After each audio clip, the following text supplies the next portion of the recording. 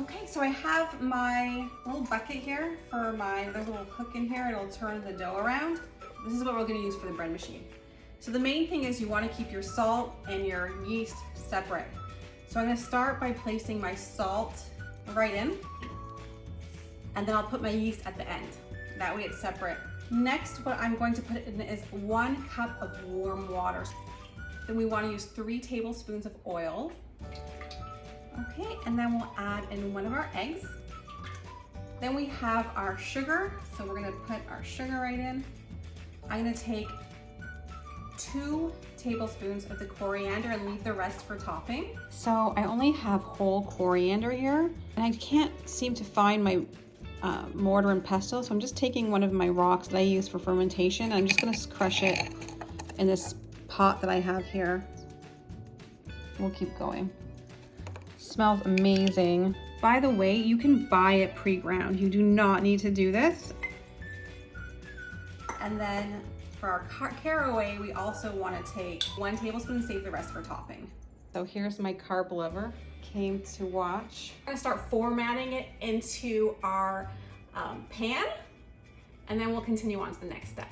But find a dish that you want to put in your bread, and then we're gonna lightly oil it.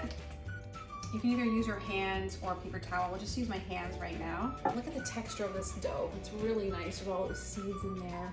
And then you're gonna take your dough, break it into 14 pieces, grab a piece, roll it into a ball.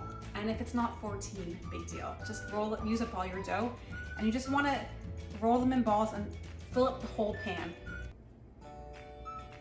You can weigh them all first. If you want them all to be perfectly equal in size, you can weigh each one. All right, so I have my 14 balls here, and we're gonna cover this for about 45 minutes or until it doubles in size, depends on your temperature. It's about 95 degrees out today, so I could actually put this outside and it'll rise faster. So you're just gonna cover it with a tea towel or, saran wrap, whatever you want. I like to use a tea towel. Leave it, and it should be double in size by the time you come back, and then we'll go on to the next step. Okay, so here it is. It doubled inside. See how all the gaps have been filled in? So now we're gonna coat it with an egg wash. Okay, I'm just gonna coat this up.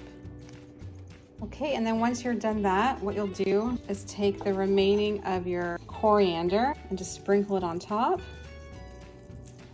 Take the remainder of your caraway seeds and then sprinkle those all over. And then when this is done, we're gonna bake it in the oven at 350 degrees for 35 to 40 minutes until it's golden. So here is the final bread. I just tried a piece of the rye bread, and it tastes like partly rye bread, partly sweet, not too sweet.